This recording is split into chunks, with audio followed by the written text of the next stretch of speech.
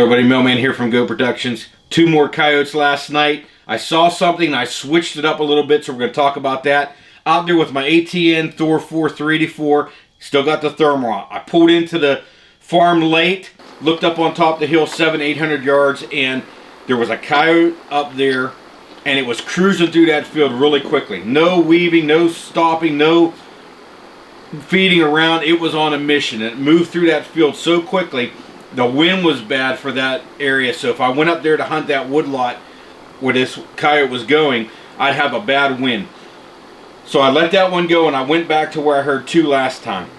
I'm sliding into that area and I'm just walking and I catch on the top of the ridge just pieces of another coyote, but they're cruising through. They're not moving around, they're not searching for anything, man. They're just kind of on a mission. You know they're on a mission when they're sliding through there. So I believe it's males jumping around there. You're at the end of breeding season. Females may be over in the denning area, getting the denning area ready, and these males are just cruising around everywhere. And I took 2 males tonight, and a lot of the video is going to be these coyotes just cruising through an area. So I set up there. The wind was right where I seen that last one.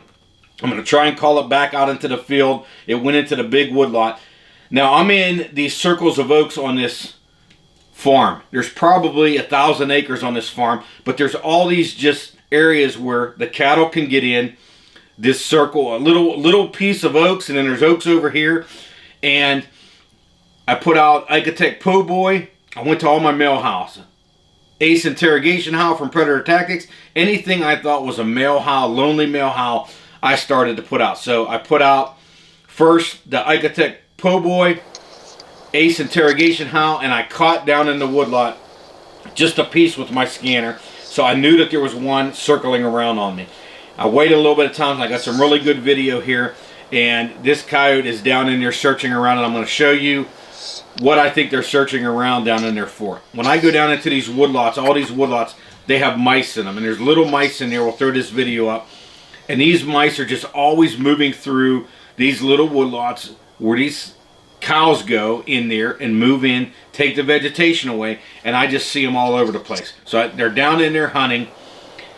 This coyote comes around the corners, is moving around, and finally sees me, looks up. I'm on top of the ridge, and I put a shot on there right in the shoulder. It goes down into that area, and I go down and retrieve it. I leave my collar up on top of the hill. I move down, get that coyote, and I'm dragging it back up, and I decide to call when I'm down there. So what I do is I put out some howls to see if I can locate anything anymore. And I see one down there with me, but I also look up on top of the hill where my collar is, and I look up there, and there's another one up on top of the ridge coming back across. So what I decided to do, because the one behind me is way down there, pretty far, but coming my way, I decided to slide up there around the corner and get up on that top again. And the one is coming down from my call. There's another one behind me, but the one coming down is just cruising again, just like the males were, man. They were just cruising and getting out of the area. So what I did is I waited for the one behind me. I thought I'd go for that other one after I got the one behind me. That other one behind me, I watched it come up through there. It did a little bit of bobbing and weaving, and then finally went off to the right. I made one more move, came over there, I lip squeaked, and I dropped that second one down in that bottom, and then drug it back up to the top for 2 males for the night.